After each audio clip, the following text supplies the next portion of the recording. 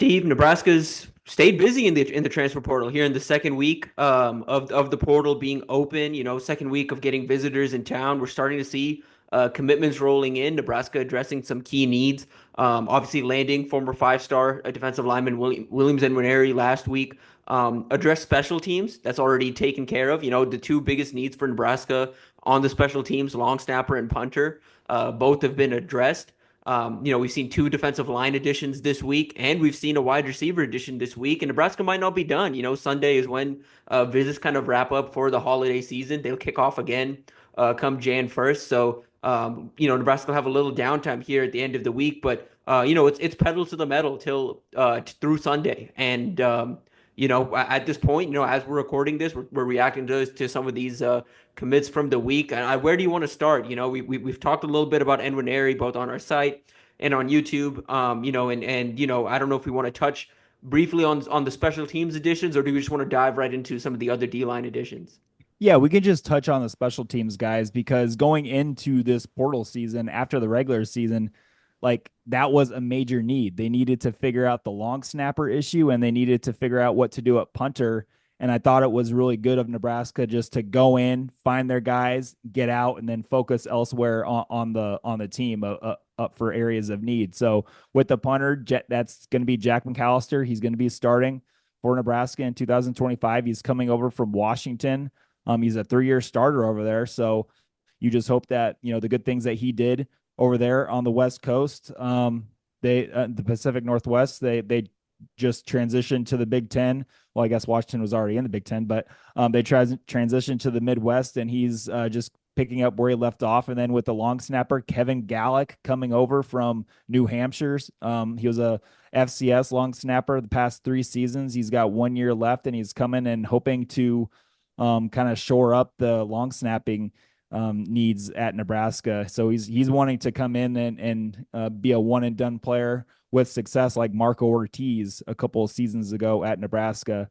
He came over from Florida, was really good, and he did a lot of good things long snapping wise for Nebraska. But yeah, Jack McAllister, the Washington transfer at punter, and then Kevin Gallick at long snapper. Those are two big pickups, and you don't usually say that for punters and long snappers, but in Nebraska's case, it was. For sure. Yeah, definitely shores up, I think, some needs and also gives, some of the young guys in that room some time to develop and, kind of a full year to kind of sit and potentially develop. Again, at the end of the day, too, competition is never a bad thing in that room, too. I'm interested to see specifically at the punter position, kind of is it Jack for sure the starter? Does Camden Cook have a shot? We'll see what happens there. And it's Um, good for Camden Cook to have an old veteran guy come in and to learn from, just like he had Brian Buscini. So if Camden Cook's gonna, be the starter in 2025, credit to him for beating out a veteran transfer coming in. So No doubt. But yeah, talking about some of these D line additions, Jalen George, former was he all Southern Conference here in 2024, had a very productive year. Even if the stats don't necessarily show it, his pressure numbers are pretty remarkable for what he was able to do. As somewhat of a sawed off. We talk, sawed off defensive end. He's about 6'2". Kind of a mhm. limited frame, but has success kind of getting to the passer, has success getting to the backfield, can hold his own in the run game. You kind of look at him and wonder where he fits in Nebraska's scheme. Could play some jack potentially, especially as Nebraska kind of makes this defensive transition. Could be outside linebacker, could also play like on the front. Kind of like Elijah Judy in that. Mhm. Just a guy that plays with consistent low pad level, can hold his own in the run game, and like I said, get some pressure on the quarterback as well.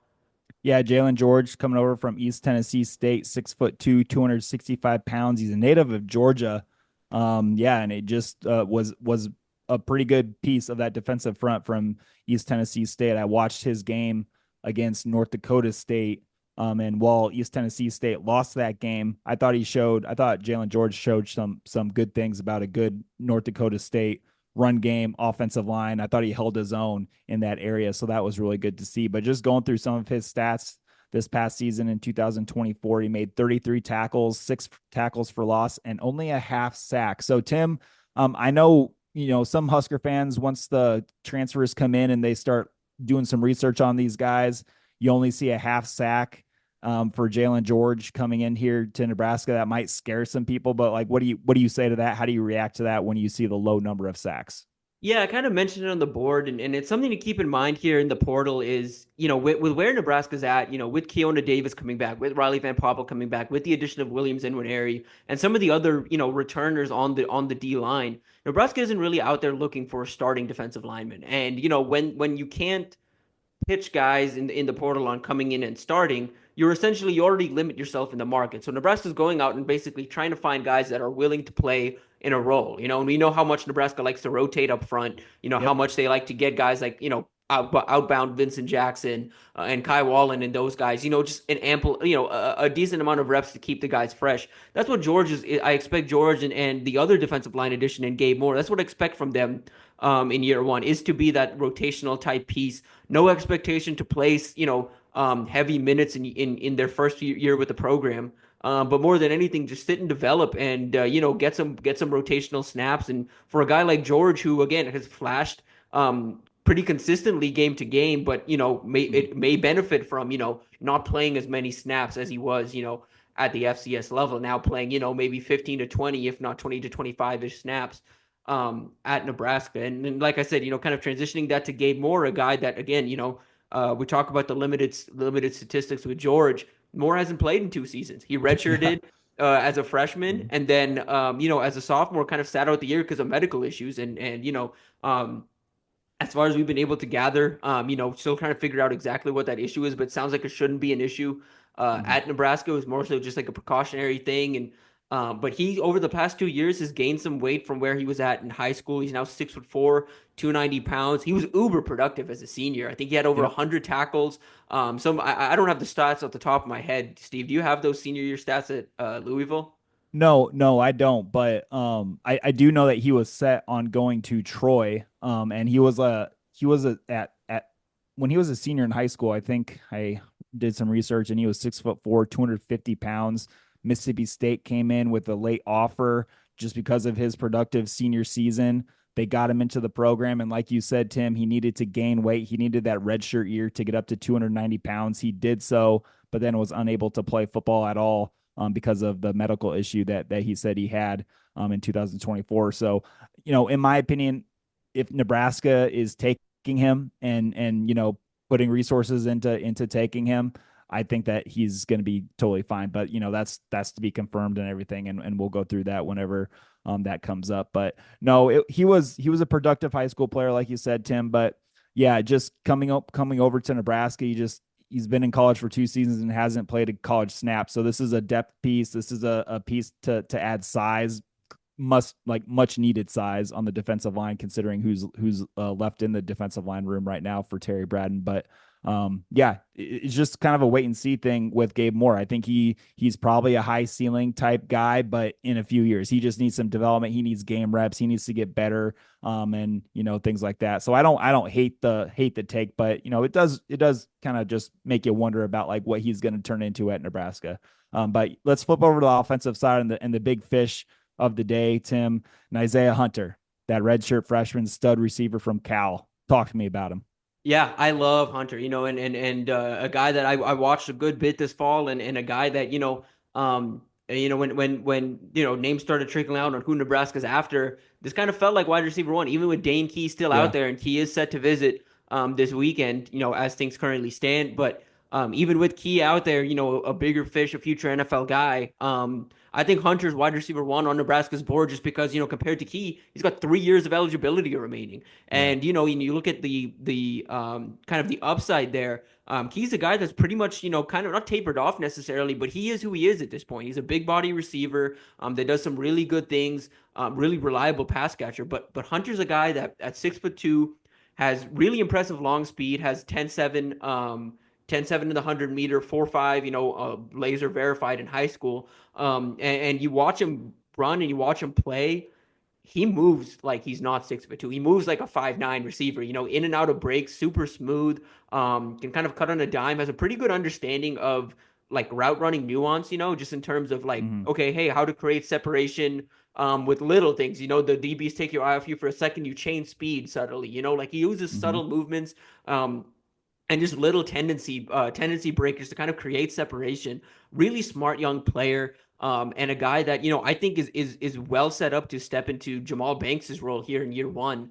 Potentially even Isaiah Nayer's role. Depending on how much more Nebraska adds to this wide receiver room. But a guy that I think is going to have an opportunity to play a ton as a freshman, and I think Dylan Raiola really wanted him. We've heard how Yeah. much Raiola's been involved behind the scenes with some of these portal additions. I think Hunter Mm-hmm. was a guy that Dana Holgerson, DeKel Shorts, Matt Rule, and even Dylan Raiola kind of all like circled as, okay, this is our guy, just because he's a guy that at his peak and as you develop him, has that long speed to take the top off of defenses and be that reliable pass catcher for you. But he can also create in the short, in the intermediate, and like I said, in those on those deep throws as well. I love the take. I love the addition. A guy that there's some things he needs to work on. I think getting outside of his frame a little more right now. He's kind of limited to the ball has to kind of be there for him right now. Um, but he's strong at the catch point, can go up Mm-hmm. and get it, is pretty physical. I think, another thing for him to work on, I think is just, again, opening up that route tree a little bit, kind of improving that explosiveness off the line of scrimmage. And then, kind of turning those short gains into long gains. Yak is something he's kind of limited in thus far. I think he's got a right around, if not just above 150 yards after catch this year. That's something that'll need to improve, but he's got the speed, and I think he's got the athleticism to add that to his game. And I think Dana Holgerson's offense is going to put him in some positions to have some yak opportunities. What I like most about Isaiah Hunter is you mentioned 6'2", so that's great size, but he's also 210 pounds and he's tough and he's hard to bring down and he's physical and he can do all that. He's not a finished product. He's only this past season, 2024 was his redshirt freshman campaign, and he just he was a standout for the Golden Bears He over led there. he led 40, Cal in receiving as a redshirt freshman. yeah, That's a room yeah, that featured some really good, like some really talented receivers. 40 catches, 578 yards, and a team high 5 touchdown receptions. I just love this. I love the guy. I love him. And I love his potential in a Daniel Holgerson offense with Dylan Raiola, who continues to get better himself because he had his ups and downs as a true freshman this past season as well. But in Isaiah Hunter, that's a receiver that Dylan Raiola could potentially grow old with in terms of college football and just have that wide receiver one there right there with them. Now, obviously, that's kind of scary to say. I should hesitate to say that in today's college football landscape when movement is going to happen every single season. So we don't know how it's going to play out. But right now, I think Nebraska fans should be really happy that Nebraska went out knowing that they lost. They need to replace Jamal Banks and Isaiah Nair, and they need a new wide receiver one. And Isaiah Hunter is that. I just love the 6'2", 210-pounder. He is very, very exciting. For sure. Now at pass catcher, I think Nebraska's going to obviously turn attention to Dane Key this weekend. We'll see what happens there. But even if Nebraska misses there, I think you feel comfortable with one where the room is now, and I think Yeah. you can stand pat and sit over the break and see who else potentially enters the portal in Mm-hmm. terms of break, as in this visit break here. From Mm-hmm. December. I guess what is this weekend going to be? Um, Sunday's going to be December what 22nd. Yes. Yeah, from December 22nd to Jan 1st is like a visit break. There's no visits during that time. Mm-hmm. But during that time, I think Nebraska's going to have an opportunity to kind of sit back, catch their breath a little bit, let the dust settle, and kind of look at the room and look what's available in the portal and see how else they want to fill out the room. But you have to feel good about a room that at the top is Isaiah Hunter, Ja'Cory Barney, Carter Nelson, Quinn Clark, Jalen Lloyd, Janirin Bonner. I think, Bonner is a name that I think gets forgotten, but I think he's going to play a Yeah. major role in this offense moving. Jalen Lloyd too. We Lloyd as can't forget well. about Jalen Lloyd too with the speedster, Janirin Bonner with how big and physical and kind of that hybrid type player that he is. Quinn Clark, like you mentioned, legit 6'5", just learning and growing into his body. He's going to get bigger. Keelan Smith, we don't hear about, but he's a good young player, best player to come out of Missouri last season. Demetrius Bell, who knows what he's going to look like coming off that knee injury in last year's spring game. Then the 2025 class guys, a true freshman who will be early enrolling, Cortez Mills, Isaiah Mosey. This room all of a sudden just has talent right now, and it's really exciting to think about in a Dana Holgerson offense with Dylan Raiola singing it around. Has talent, has explosiveness. His Yep. explosive guys kind of top to bottom. And you know, and you listen to Dana Holgerson talk in press conferences of what this offense is going to be, you know. And I know some, you know, may be concerned about the depth potentially here. This isn't going to be a wide receiver room that's going to feature, you know, 4 or 5 guys on the field at the same time. You know, it's still going to be, you know, primarily this what they've looked like the last few years, where it's 2, 3 receivers out there, maybe 1, 2 tight ends and running back, you know. There's going to be plenty of opportunities, I think, for this room to grow and develop and rotate. And you know, and you have a guy in DeKel Shorts who's a proven developer and a proven, you know, a good recruiter leading that room now. Yeah, yeah, absolutely. I'm really excited to see DeKel Shorts kind of, just enter that next step of his career. Now he's got a Big Ten job. I know he was coming from the SEC, but Nebraska is a good program, and yeah, I'm excited to see what he does with this receiver room because there's a lot of potential. There's a lot of different type bodies in there that I think he could have fun with. No doubt. Steve, you know, you know, we'll keep it probably wrap it up here. But we'll have it, you know, updates on the portal and updates on you know, as this thing kind of starts to settle down just a little bit here in the next few days.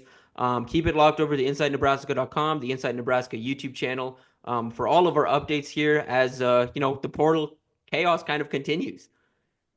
Yeah, yeah. Anything It's else from a you? no, nothing for me. We're gonna miss something if we keep talking, probably.